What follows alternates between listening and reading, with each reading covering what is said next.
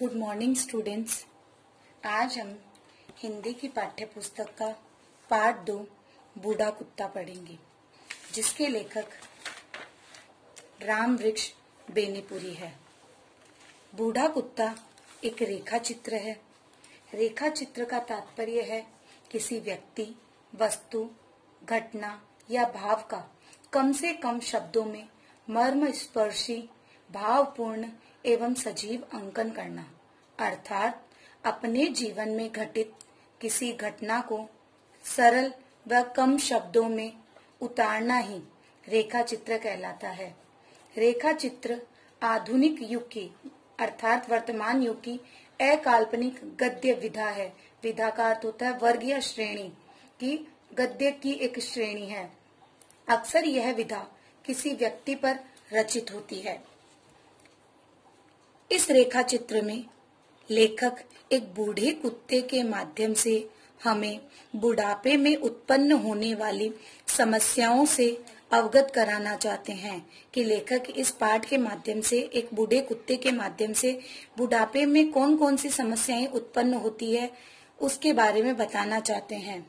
लेखक के अनुसार जब कुत्ता युवा था तब सब उसका आदर करते थे, उसकी सुख सुविधाओं का पूरा ख्याल रखते थे, क्योंकि तब वह मालिक के घर की रखवाली करता था। किंतु जब कुत्ता बूढ़ा तथा रोगग्रस्त हुआ तो मालिक ने उसे भाग्य के भरोसे छोड़ दिया। बार बार दुत्कारे जाने, झड़ुआए जाने पर भी जब यह कुत्ता बरामदे से बाहर अगले पैर को खड़ा कर और अपने पिछले भाग को जमीन से सटाकर बैठकर धीरे धीरे पूंछ हिलाता हुआ करुण सजल नेत्रों से मेरी ओर देखने लगता है तो समझ में नहीं आता क्या किया जाए। लेखक बताते हैं कि एक कुत्ते को जब बार बार दुत्कारा जाता है, कि उसको डांट कर भगाया जाता है, उसको झाड़ फटकार लगाई जाती है, फिर भी यह कुत्ता बरामदे से बाहर तो चला जाता है, लेकिन बरामदे से बाहर होकर अपने अगले पैरों को खड़ा करके और अपने पिछले भाग को जमीन से सटाकर बैठकर धीरे धीरे पूंछ हिलाता हुआ दया भावना से मेरी ओर देखता है तो समझ में नहीं आता कि क्या किया जाए, अर्थात अब इसको भगाया जाए या इसके साथ क्या किया जाए। बूढ़ा हो गया है, समूची देह में खुरा लग गया है, जिसे अपने ही पंजों से खरोंच खरोंच कर इसने पूरे शरीर में, पूरे बदन में घाव कर लिया है कि कुत्ता बूढ़ा हो गया और बूढ़े होने के कारण उसके संपूर्ण देह में, पूरे शरीर में खोरा लग गया, जिस खोरे को अपने ही पंजों से वह खरोंच खरोंच कर उसने पूरे बदन में, पूरे शरीर में घाव कर लिए, जख्म कर लिए। इसका पेट भी खराब हो गया है, आसपास गंदा करता रहता है, शरीर से बदबू निकलती रहती है, ऐसी बदबू कि उबकाई आ जाए, कि अर्थात कि उल्टी हो जाए। फिर भला इसे कौन बरामदे में चढ़ने दे, घर में आने दे। जो ही यह इस ओर बढ़ा कि हर मुंह से दुत्कार फटकार बरसने लगती है कि कुत्ता जैसे ही किसी भी तरफ जाता है तो हर लोग, हर व्यक्ति इसे दुत्कार फटकार लगाता है, भगा देता है, तो भी यह नहीं मानता। फिर तो इस पर झाड़ू से, छड़ी से, खड़ाऊ से, जूतों से भी मार पड़ने लगती है। मार खाने पर भी यह कुत्ता वहां से नहीं जाता, तो मार खाने पर भी यह तब तक मुड़ने का नाम नहीं लेता जब तक कि चोट असह्य नहीं हो जाती। कि कुत्ते को जब मार पड़ती है तो भी वह वहां से मुड़ने का नाम नहीं लेता, और उसको लोग इतना मारते हैं कि मार खाते खाते वह मार जब असहन हो जाती है, उससे सहन नहीं होती है, तो वह वहां से हटता है। तब कूं कूं करता यह बरामदे के नीचे तो उतर जाता है, किंतु वहां से भागने का नाम नहीं लेता, वहीं बैठ जाता है और लगता है टुकुर टुकुर मेरा मुंह देखने। एक मित्र ने कहा, लेखक के एक मित्र ने उनसे कहा, कुचिला खिला दीजिए, मर जाएगा। कि लेखक के एक मित्र ने लेखक से कहा कि इसको कुचिला अर्थात कोई जहरीली चीज खिला दीजिए जिसको खाने से यह मर जाएगा।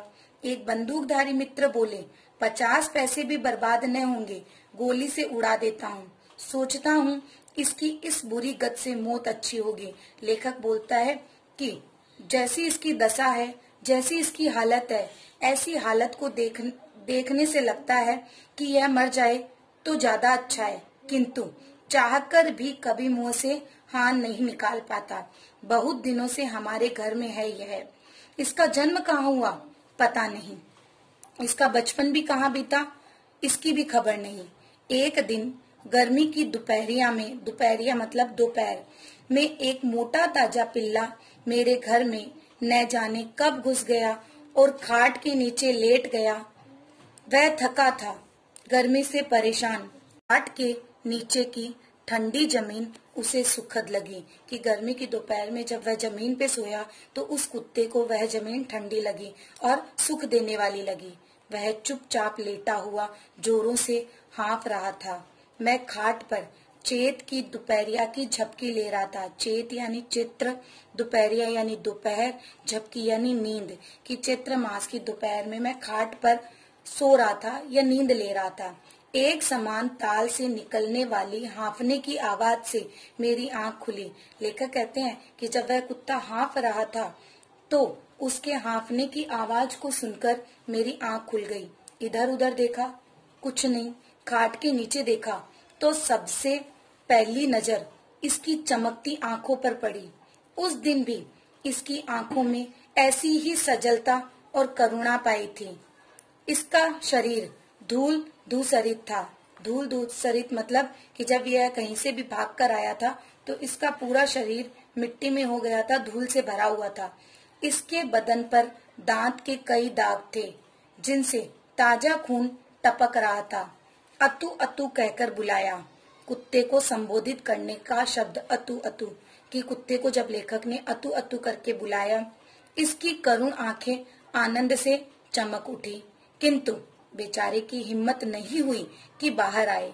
मैं जाकर थोड़ा दही भात ले आया और खाट के नीचे ही रख दिया। उसे खाकर फिर वह लेट गया। मैं भी खाट पर सो गया। जब शाम को नींद टूटी और मैं गांव की ओर निकला तो देखा यह मेरे पीछे पीछे लगा है। लेखक कहते हैं कि जब शाम को वो सोकर उठे और गांव की ओर निकले तो देखा कि वह कुत्ता भी उनके पीछे पीछे चल रहा है। अपनी अधिकार सीमा के अंदर एक अपरिचित को देखकर गांव के कुत्ते भौंकने लगे कि जब कुत्ता लेखक के पीछे गांव में जा रहा था तो अपनी अधिकार की सीमा के अंदर एक अपरिचित मतलब एक अनजान कुत्ते को देखकर गांव के बाकी कुत्ते उस पर भौंकने लगे। एक दो इसकी ओर टूटे भी। जब वे टूटते यह मेरे पांवों के बीच आ जाता।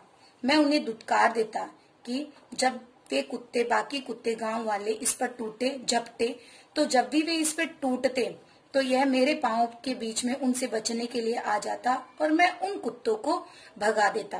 किंतु धीरे धीरे इसने किस प्रकार उनसे दोस्ती की गांठ ली, यानी कुत्ते ने धीरे धीरे बाकी कुत्तों से भी दोस्ती कर ली, यह उनमें एक हो गया। इसका वर्णन करके समय बर्बाद करूं? अच्छा भोजन, घर भर का प्यार और सुरक्षा पाकर थोड़े ही दिनों में यह एक अच्छा खासा कुत्ता बन गया। जब लेखक ने उसे अच्छा भोजन दिया, पूरे घर का उसे प्यार मिला, सुरक्षा मिली, तो थोड़े दिनों में ही कुत्ता अच्छा भला बन गया। उसके रोए चिकना गए, बदन के सारे दाग मिट गए जिसे कभी सुरक्षा चाहिए थी, क्योंकि जब कुत्ता लेखक के पास आया था तो उसके बदन पर घाव थे, उनसे खून निकल रहा था। उसकी इतनी हिम्मत भी नहीं थी कि लेखक उसे बाहर अतु अतु कह के बुला रहा था तो वह खाट से बाहर आ जाए। लेकिन जब लेखक के घर का प्यार मिला, भोजन मिला और सुरक्षा मिली तो वह एक अच्छा खासा कुत्ता बन गया और वही मेरे घर का प्रहरी बन गया, वही मेरे घर का पहरेदार बन गया। जो कुत्ते उस दिन इस पर भौंके थे उन्होंने भी इसे सरदार मान लिया। यह संकोचशील पिलपिला किशोर अब एक प्रगल्भ सबल युवक था। प्रगल्भ यानी होता है बहादुर, कि यह जो कुत्ता उस समय संकोचशील था कि जब बाकी कुत्ते इस पर भौंक रहे थे, इस पर टूट रहे थे, तो ये मेरे पैरों के बीच आ रहा था, लेखक के पैरों के बीच आ रहा था। वही कुत्ता अब एक बहादुर सबल युवक था। गांव से दूर हटकर खेत में घर बनवा लिया था। इतने पैसे कहाँ कि रात भर पहरा देने के लिए कोई संतरी रख सकूं, कोई पहरेदार रख सकूं, और स्वयं कहाँ तक जागा जाए। भरोसा था तो इसी कुत्ते का। ज्यों ही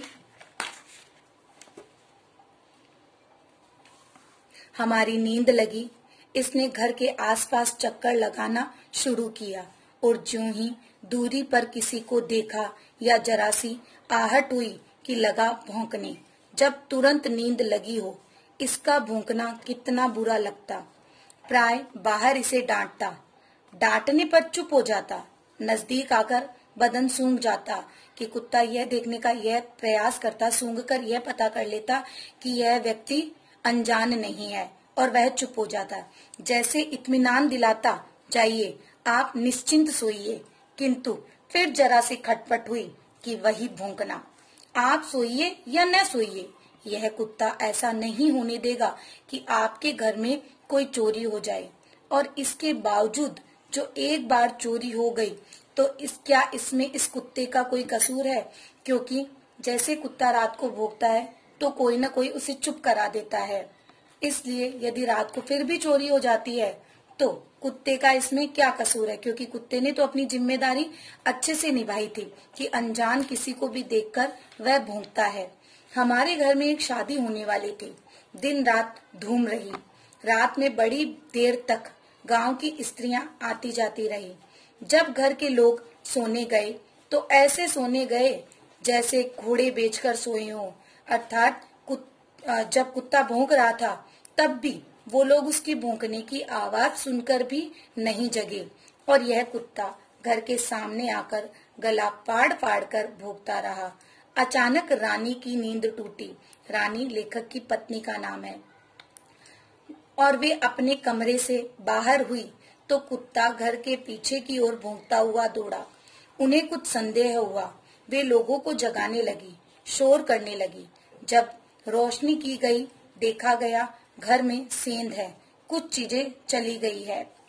दिन में देखा, किंतु इस कुत्ते ने ही बचा लिया, नहीं तो उस दिन सर्वनाश ही हो गया होता।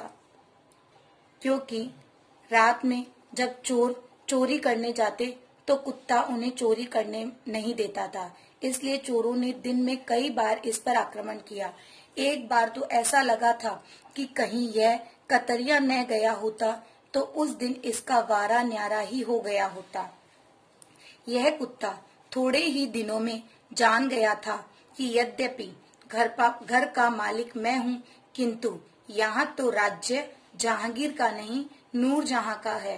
अर्थात कुत्ते को कुछ ही दिनों में पता चल गया था कि घर का मालिक तो मैं हूँ, लेकिन घर में शासन मेरा नहीं चलता, मेरी पत्नी का है।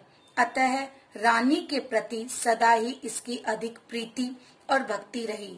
जब रानी पालकी पर अपने मैके गई, अपने पीहर गई, यह उनकी पालकी के साथ साथ उनके मैके तक गया, और जब तक वे वहां रही सदा उनके पलंग के नीचे सोता रहा।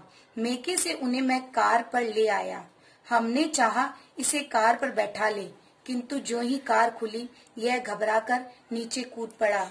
लेखक कहते हैं कि जब वह अपनी पत्नी को लेने उनके मैके गए और कार से जब वापस उनकी पत्नी को लेकर आ रहे थे तो लेखक ने कुत्ते को भी कार में बिठाना चाहा।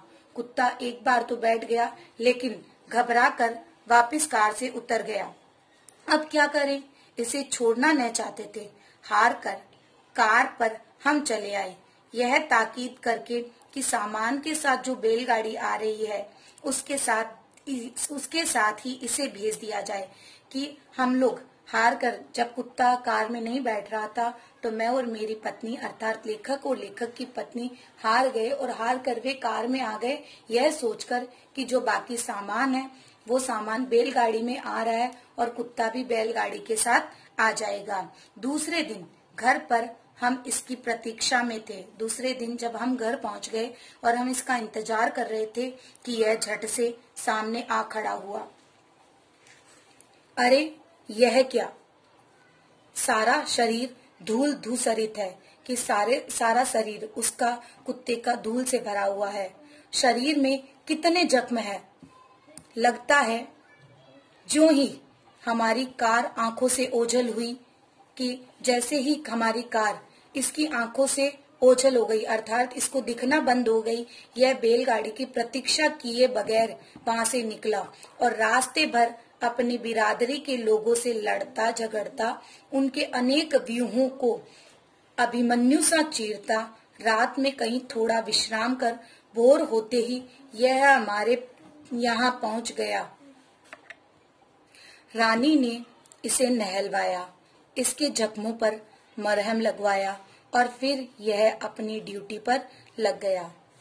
आप ही बताइए, ऐसे स्वामी भक्त, कर्तव्य परायण, साहसी जीव के साथ क्या वही व्यवहार करना उचित है जो हमारे मित्र बताते हैं कि मालिक के प्रति कितना वफादार है, अपने कर्तव्य को पूरा करने में कितना सक्षम है और कितना साहसी है। ऐसे जीव के साथ क्या वही व्यवहार करना चाहिए जो हमारे मित्र बताते हैं।